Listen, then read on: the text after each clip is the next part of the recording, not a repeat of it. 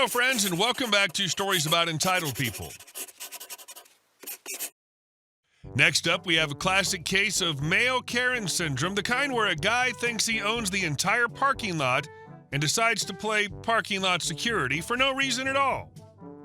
But before we begin, best way to support our channel is to leave comments, like and subscribe with the turned on bell so you don't miss the new video every single day. Here we go. Parking lot bully gets angry over imaginary parking rules. So this happened shortly after me recently moving into my current apartment. I'd been here about 3 months when I come home late from work one night around 11 p.m. I have a habit of being too considerate and parking the furthest away I possibly can in most shared parking scenarios to save spots for elderly, disabled, or whatever else. Plus, I'm the new guy on the block. I'm a young guy, 26 years old. I can walk. Plus, it gives me time to smoke a cigarette. Yes, I know it's bad. First encounter. So anyways, I pull in and see there's a guy sitting in his car in the first spot, late 30s. As I drive past, I noticed he quickly jumped out of his car. I park the furthest away. This puts me right next to the dumpster. I get out, walk around my car to grab some trash out of it to throw away, and see he's standing at the rear of his car, 8-ish spots in between us, with his trunk open. Then, boom, I'm hit in the face with bright light. I turn my back to take the few steps to the dumpster, trying to rationalize like, nah, he's not pointing it at me, it just appeared that way peripherally. I turn around, nope, he's definitely pointing directly in my eyes. I grab whatever, a crappy fast food I'd picked up on the way home out of my passenger seat and close my car door as he yells, "What are you doing over there?" I don't respond and begin to walk down the sidewalk he's now standing at the opposite end of. I do not respond and begin to walk down the sidewalk he's now standing at the opposite end of. I, being stubborn, refuse to let him feel like a big, intimidating, tough guy, blank-faced stare at the origin of the flashlight while walking straight towards him, until I reach the stairs about 5 yards before him, 90-degree turn, head up those across the sidewalk at the top. He follows me with the flashlight all the way until I pass the corner of the building out of the line of sight. Second encounter. 3 to 4 weeks after the first encounter, I find myself off during the day in the middle of the week, so I decided to go get some lunch.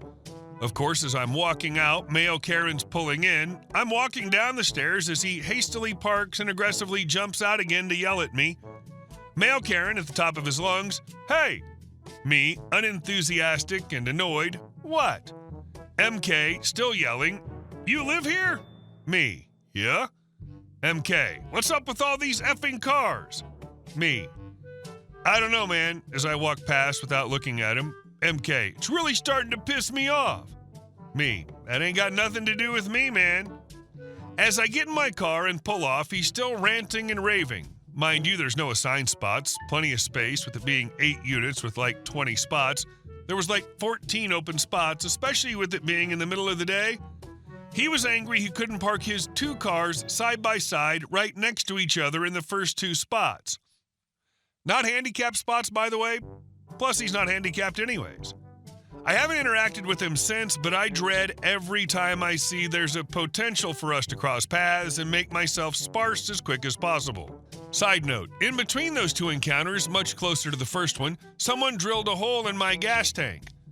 I have my suspicions, LOL. The reason I don't think it was a common gas thief because they got approximately no gas out of it. It was all over the parking lot, my car only. F you, male Karen. The fact that he drilled a hole in your gas tank, assuming it's him, takes his pettiness and entitlement to a dangerous criminal level. It's ridiculous how some people feel like they own the entire complex just because they've lived there a bit longer. You're being way more patient and polite than he deserves. And our second story. Ex won't follow divorce rule that she wrote. Ex, 38-year-old female who's my kid's mom, really wanted right of first refusal in divorce agreement so she could get extra time with kids if I, 39-year-old male, couldn't watch them, which is reasonable. But she also wanted it specified that only grandparents and aunts and uncles could watch the kids if she passed on the right of first refusal. She wouldn't admit it, but my lawyer suspected the reason she wanted to only allow those specific people was to exclude any romantic partner of mine from babysitting ever. The kids' parents would always get first dibs, though, so there was no good reason for that bit of it, and honestly, a long-term partner's probably going to be better for the kids as a babysitter than my family, who's hours away, and some of them aren't the most trustworthy. I agreed to it in the final agreement under the condition that I get a makeup date anytime she uses the right of first refusal, to avoid giving her the incentive to just say no to every date swap.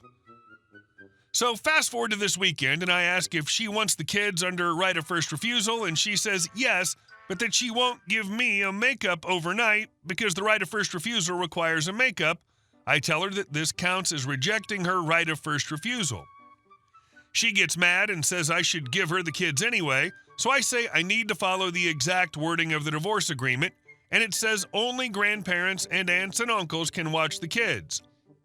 She didn't put parents in there, so I'm not even legally allowed to let her watch the kids if she's not going to follow the right of first refusal agreement. Oh, that felt sweet to use that stupid rule she created against her attempt to break the agreement. She was mad, but she finally agreed to a makeup overnight in the end, which is the way it should have been in the first place. Edit. I think it's worth adding that I do believe the end state here was best for the kids, which is the goal.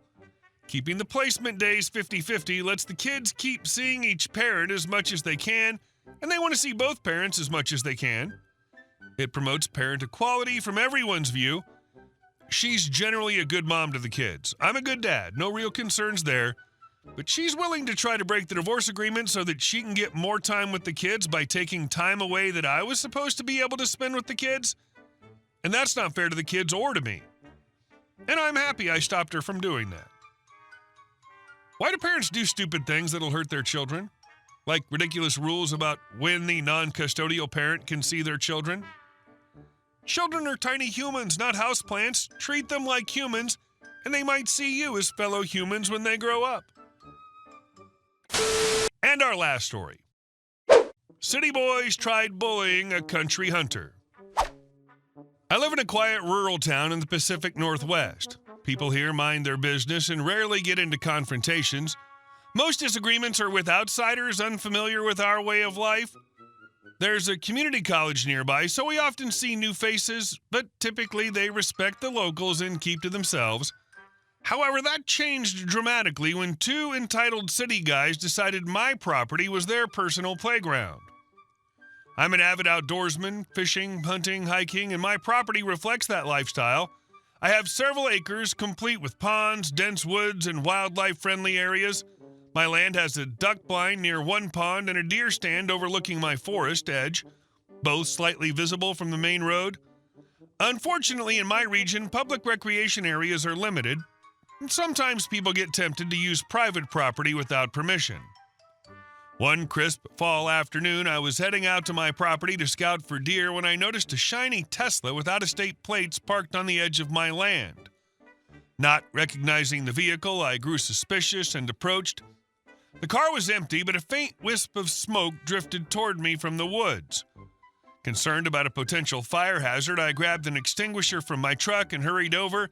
I followed the smoke and soon heard loud, grating electronic music echoing through the woods. Clearing a small ridge, I found two guys, clearly college-aged, lounging around a campfire surrounded by beer bottles and scattered snack wrappers.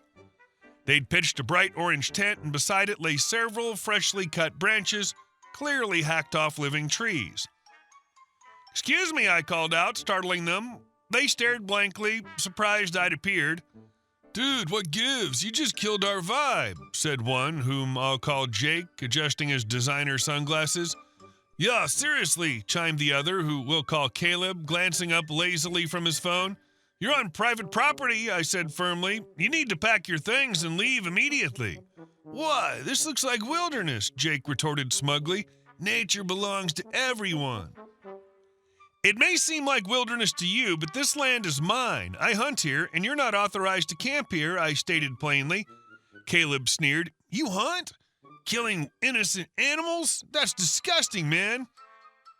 "What I do on my property is none of your business," I replied coldly. "Now pack your stuff and get off my land, or I'll have your car towed." Grumbling, they slowly packed up. As they left, Jake paused and shouted back, "We'll be back, Hunter. We're going to shut your killing grounds down."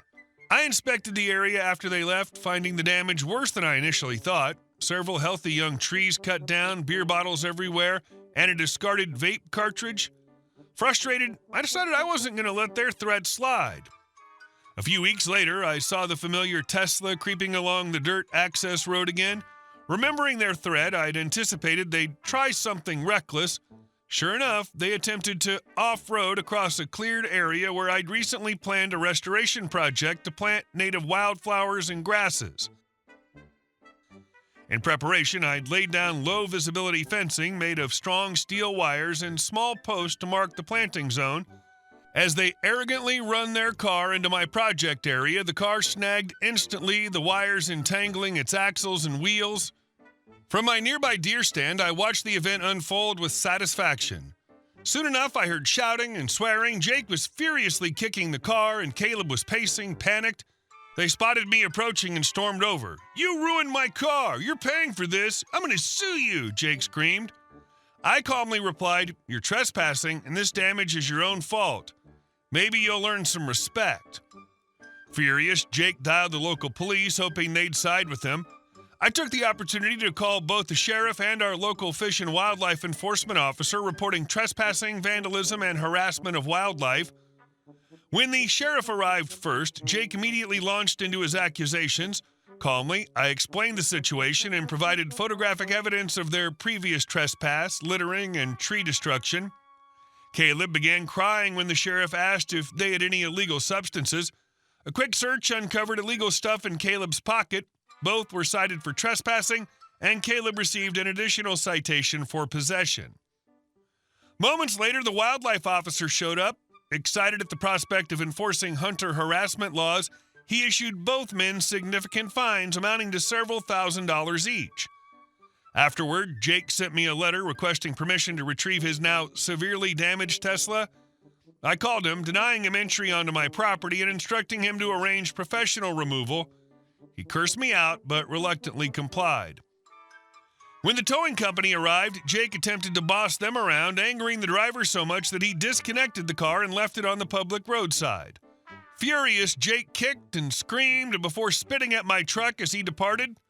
Once they were gone, I called law enforcement again, reporting an abandoned vehicle blocking the road. Within hours, authorities had impounded Jake's expensive but badly damaged Tesla.